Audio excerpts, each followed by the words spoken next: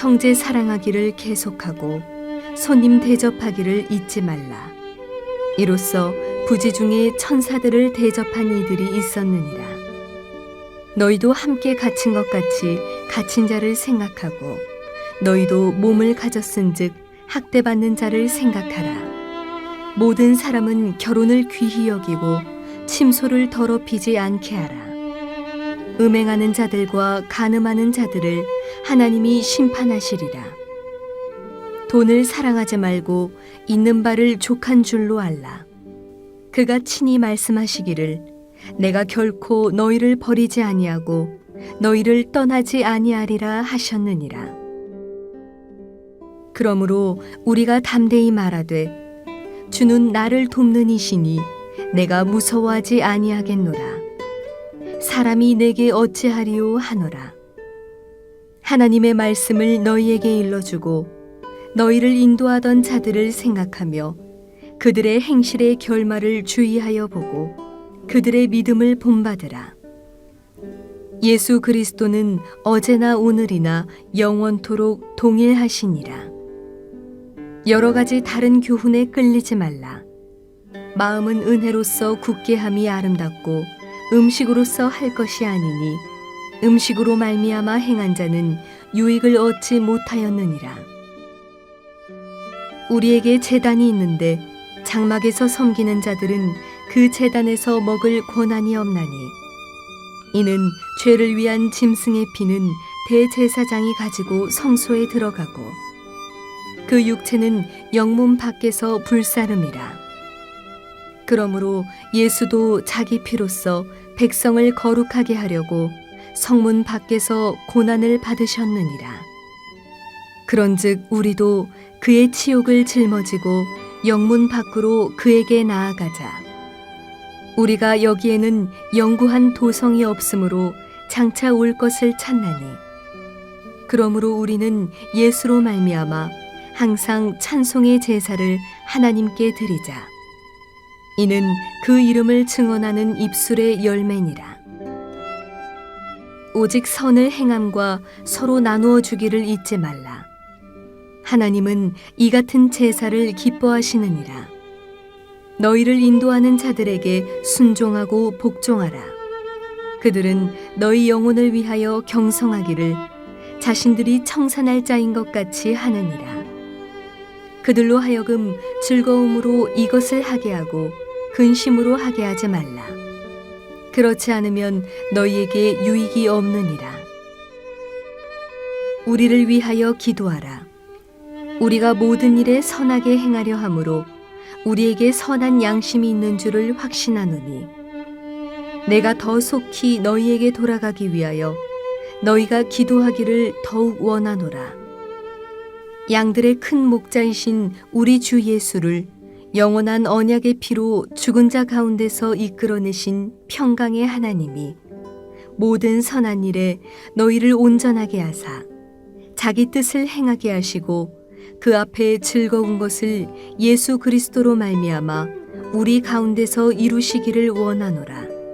영광이 그에게 세세 무궁토록 있을지어다. 아멘. 자, 오늘로써 히브리서의 대장정을 마치려고 합니다. 히브리서의 저자는 이 책의 마지막 결론 부분인 이 13장에서 예수님께서 걸어가셨던 그 길을 우리도 따라가야 한다고 권면하고 있습니다. 본문 12절과 13절 말씀. 그러므로 예수도 자기 피로써 백성을 거룩하게 하려고 성문 밖에서 고난을 받으셨느니라. 그런즉 우리도 그의 치욕을 짊어지고 영문 밖으로 그에게 나아가자. 아멘. 자, 영문 밖으로 우리 주님이 고난받으신 그곳으로 나아가자는 이 권면의 말씀인 것이죠. 여기서 12절에 나오는 성문, 이 성문은 성벽에 달린 그 문을 말하는 것입니다. 영어로 게이트라고 되어 있습니다. 자, 그러나 13절에 나오는 영문, 영문은 문이 아닙니다. 자, 이 영문이란 안전하게 보호받는 장소를 말하는 거예요. 전쟁이 일어나면요, 군사들이 진영을 갖춥니다. 자, 진영과 영문 이 두 가지가 정확하게 같은 것입니다. 같은 구절을 세번역 성경 성경으로도 살펴보겠습니다. 그러므로 예수께서도 자기의 피로 백성을 거룩하게 하시려고 성문 밖에서 고난을 받으셨습니다. 그러함으로 우리도 진영 밖으로 나가 그에게로 나아가서 그가 겪으신 치욕을 짊어집시다. 자, 명확하죠? 영문이란 군대의 진영을 말하는 것입니다. 자, 군사가 있어요. 이 군사가 자기 맘대로 진영을 벗어나거나 진영에서 이탈하게 되면 어떻게 될까요? 금방 적군에 노출돼서 죽임을 당할 수도 있는 것이죠. 대단히 위험한 것입니다. 여러분, 군사는요, 진영 안에 머물 때 가장 안전하게 보호를 받습니다. 자, 그렇다면 중요한 질문이 지금 우리 앞에 놓여 있습니다. 우리는 왜 이 영문 밖으로 나가야 하는 것입니까? 영문 밖으로 나아가라고 했잖아요. 왜 이 안전한 자리를 두고 진영 밖으로 그 위험천만한 곳으로 가야 할까요? 주님이 오라 하시기 때문이죠. 주님이 거기 계시기 때문이죠. 히브리서의 저자는 우리가 가야 할 곳이 바로 이 길이라고 말하고 있습니다. 주님 가신 길입니다. 영문 밖으로 그에게 나아가자. 우리 예수님은요, 안전한 장소에 머물지 않으셨습니다. 예수님의 관심은 자신의 안위나 안전을 지키는 것이 아니었어요. 오히려 주님은 위험한 곳으로 자주 가셨습니다. 주님은 병자들에게 자주 가셨죠. 특별히 신의 저주를 받은 병이라고 그 당시에 여겨졌던 병, 나병 환자들 찾아가셔서 막 만져주셨다고요. 우리 주님은 세리와 죄인들이 있는 곳으로도 자주 가셨습니다. 세리와 죄인들의 친구라고 그렇게 부름받기도 했습니다. 사마리아 우물가에 있었던 그 여인을 만나기 위해서 그 당시 아무도 가려고 하지 않았던 땅, 사마리아 땅으로 가셨습니다. 저와 여러분을 구원하시려고 우리 주님 어디까지 가셨습니까? 그 험한 갈보리 언덕을 오르셨습니다. 자, 이 모든 것이 영문 밖으로 가셨던 주님의 발걸음이었다는 거예요.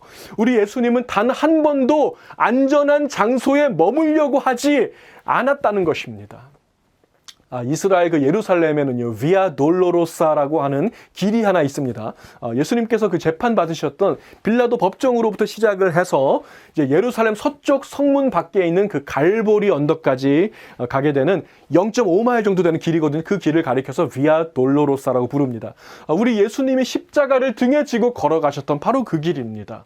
영문 밖으로 향하는 그 길로 저와 여러분을 초청하고 계십니다. 예전에 우리들 자주 불렀던 찬송 중에 주님 가신 길이라는 제목의 찬송이 있습니다. 그 가사를 읽어보겠습니다. 주님 가신 길, 십자가의 길, 외롭고 무거웠던 길, 골고다의 거친 언덕길, 지치신 주님의 음성, 오 나의 주님 용서하소서, 죄인 위해 고난 받으셨네. 이 세상에 생명 주시길, 그렇게도 원하셨던 길. 아멘. 이 세상에 생명 주시길 그렇게도 원하셨던 길, 바로 이 길입니다. 바로 이 길로, 생명의 길로, 갈보리 거친 언덕길로 저와 여러분을 초청하고 계십니다. 우리 주위의 목회자들 중에는요, 이 영문 밖으로 이어진 거친 언덕길로 향하는 분들이 있습니다. 우리 교회하고 자매 결혼 맺은 교회 중에 플로리다 사라소타 한인 장로교회 이성은 목사님, 영문 밖으로 가신 분이라고 생각합니다. 사실 작년까지만 해도 캘리포니아 오렌지 카운티 세리토스 쪽에 사셨거든요. 그러다가 하나님의 부르심으로 그 플로리다에 있는 한인 교회로 가시게 된 거예요. 자, 그 교회는 아무도 가지 않으려고 했던 교회였습니다. 사실 이성은 목사님 말고 다른 목사님들에게도 그곳으로 오라는 제의가 몇 번 있었는데요. 다 거절 다 거절하셨어요. 왜요? 목사님의 그 사례비, 목회자 사례비를 거의 받을 수가 없었기 때문이죠. 그런데 이 목사님은 그 사실을 다 알면서도 그곳에 가셨습니다. 안전하고 보호받고 편안한 이곳을 떠나서 아무도 연고도 없는 곳, 그 영문 밖으로 이어진 거친 언덕길로 가셨다고요. 왜요? 주님이 오라 하셨기 때문이죠. 주님이 오라고 말씀하셨기 때문이죠. 우리 주위의 선교사님들 중에도 이 영문 밖으로 이어진 거친 언덕길로 향하는 분들 계십니다. 안전하고 보호받을 수 있는 이곳을 떠나서 생명 살리겠다고, 그리스도의 사랑을 나누겠다고 연고도 없는 곳에 지구 반대편까지 가시는 분들이 있습니다. 왜 갈 수밖에 없었을까요? 주님이 오라 하시기 때문이죠. 자, 오늘 저와 여러분에게도 동일하게 말씀하고 계십니다. 영문 밖으로 나아가자. Let us go out of this camp and let us go to Him. 편안하고 안전하고 안락한 우리의 삶의 자리에서 일어나서 주님 계신 곳으로 그 생명의 길로 나아가는 저와 여러분들 다 되시기를 우리 주님의 이름으로 축복을 드립니다.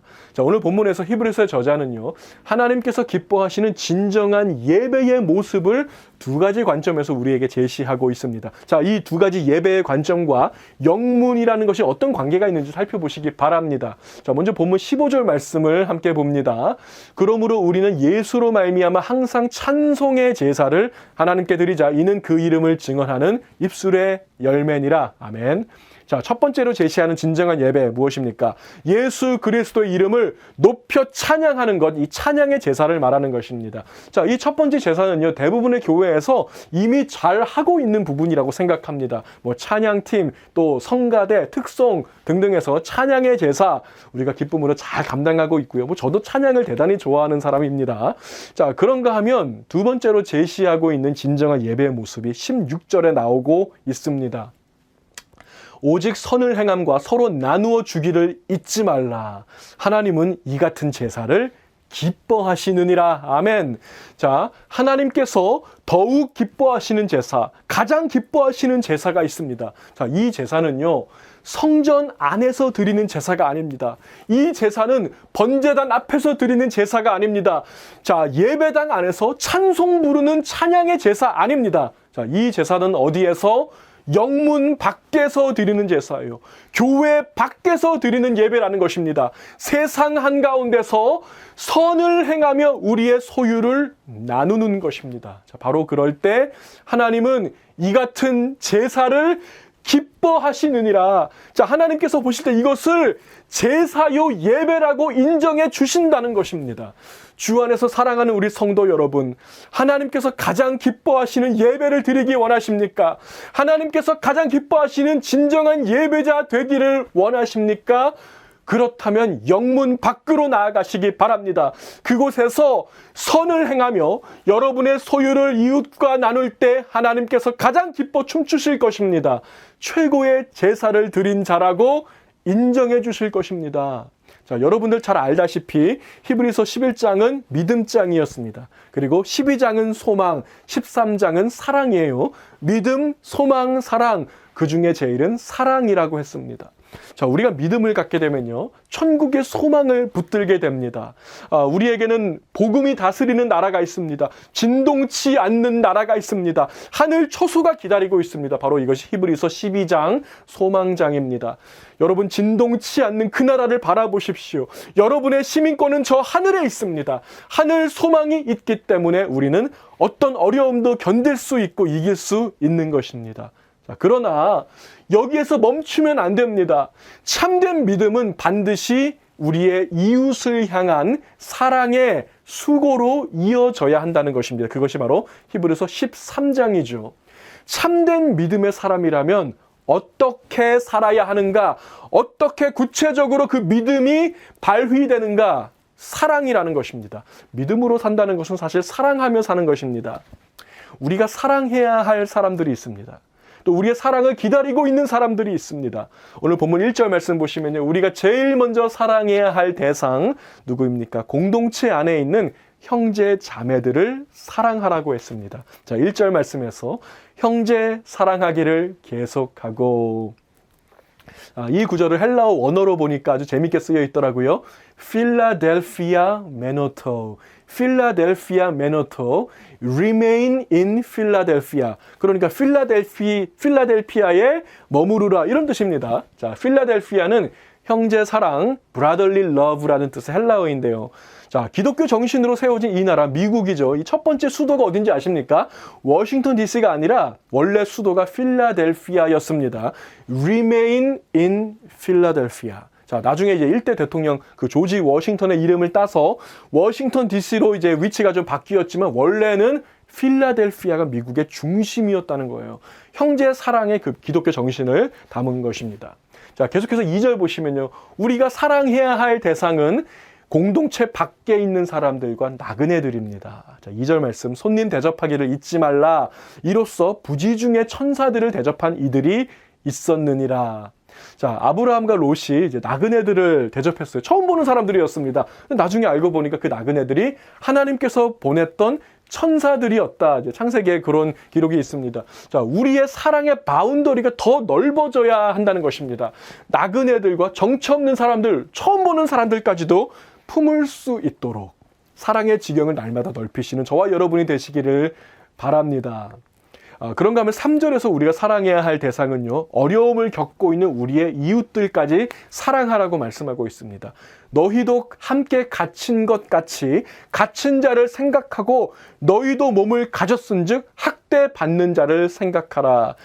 내 이웃을 내 몸과 같이 사랑하라는 그 말씀이 여기서 이루어지고 있는데요. 자, 감옥에 갇힌 자들과 학대받는 자들을 돌아보고 사랑해야 할 책임이 저와 여러분에게 있다는 것입니다. 자, 또 4절에서 우리가 사랑해야 할 대상은 우리의 배우자와 가족입니다.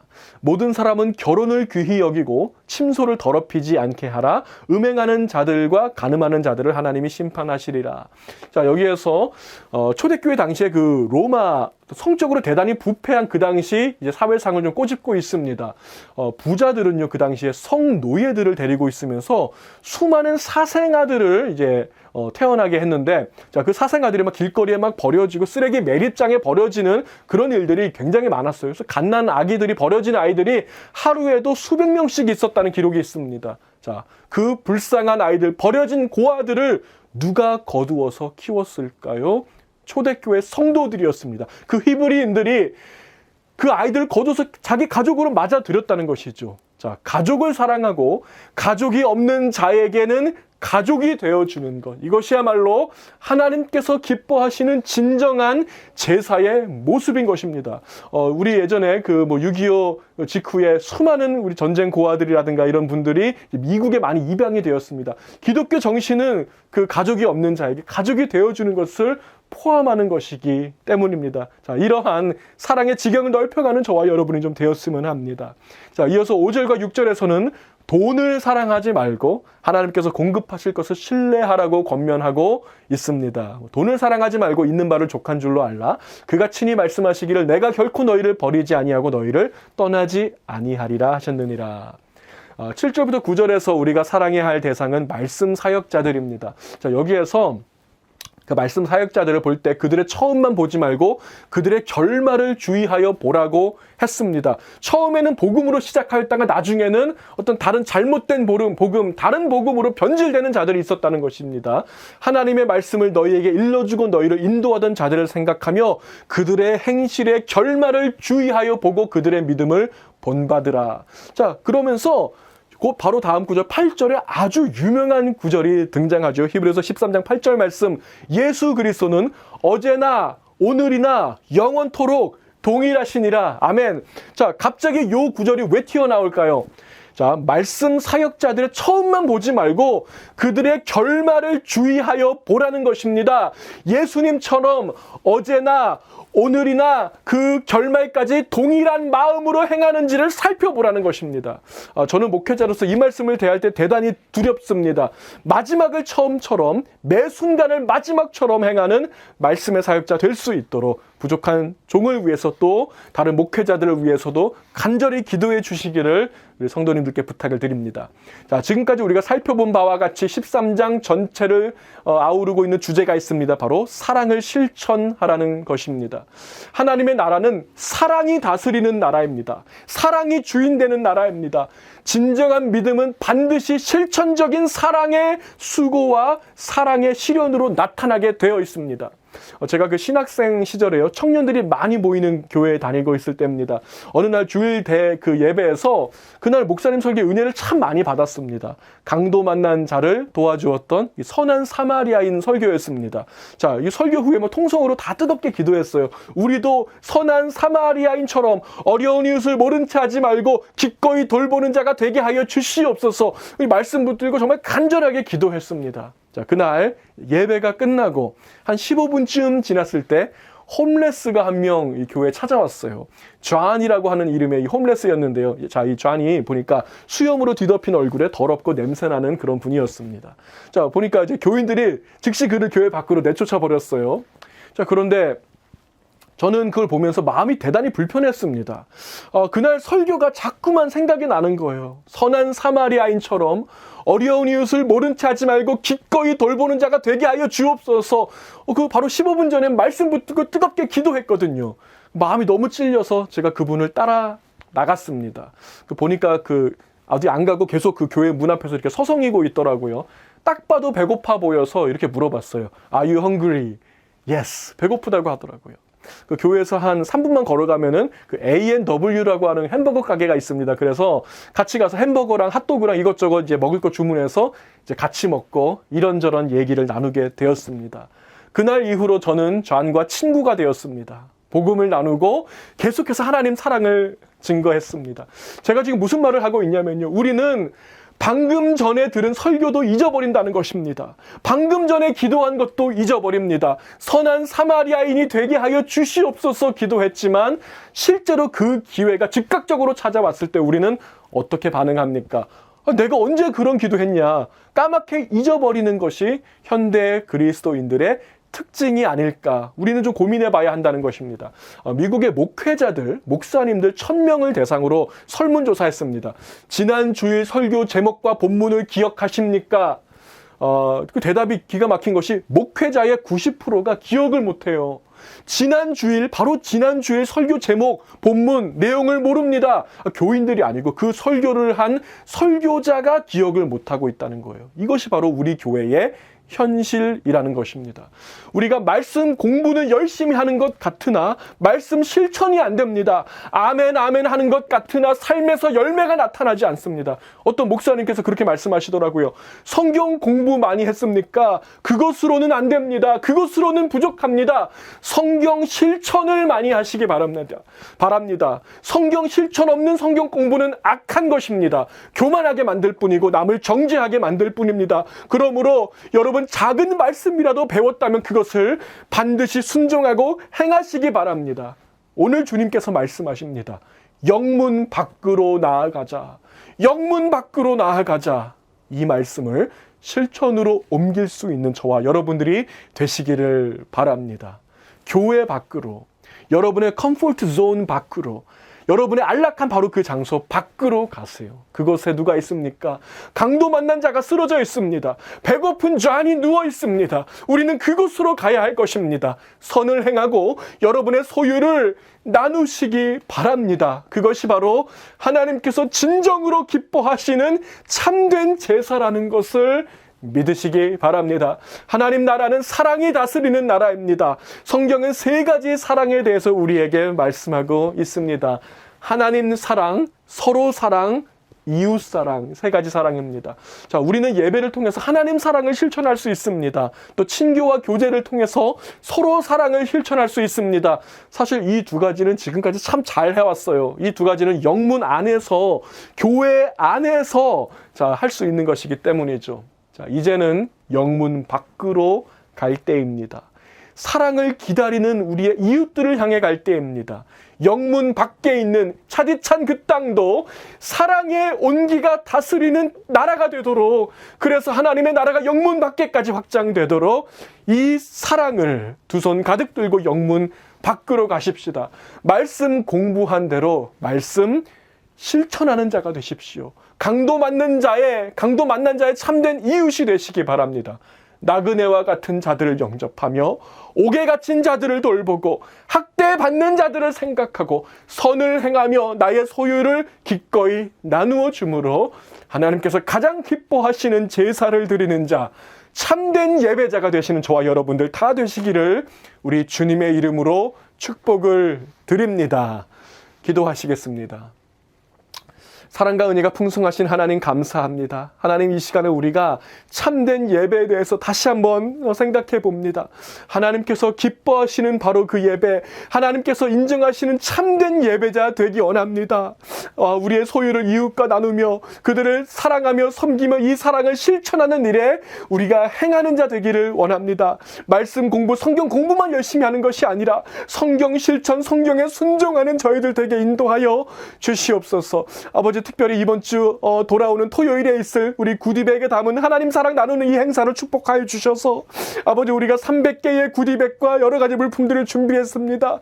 우리 수많은 이웃들을 보내주셔서 진정으로 도움이 필요한 한 사람, 정말 먹을 것이 없어서 힘들어가고 있는 우리 어려운 이웃들을 돕는 일에 쓰임받는 이 행사가 될 수 있도록 인도하여 주시옵소서. 우리의 사랑의 지경을 날마다 넓혀갈 수 있도록 도와주시고 우리 성도님 한 분 한 분들이 정말 주님의 그 사랑의 마음을 품고 두 손 가득 주님의 그리스도 사랑을 품고 세상 가운데로 나아가고 영문 밖으로 향하는 진정한 예배자 되게 인도하여 주시옵소서. 감사합니다. 우리 주 예수님의 이름으로 간절히 기도하옵나이다. 아멘.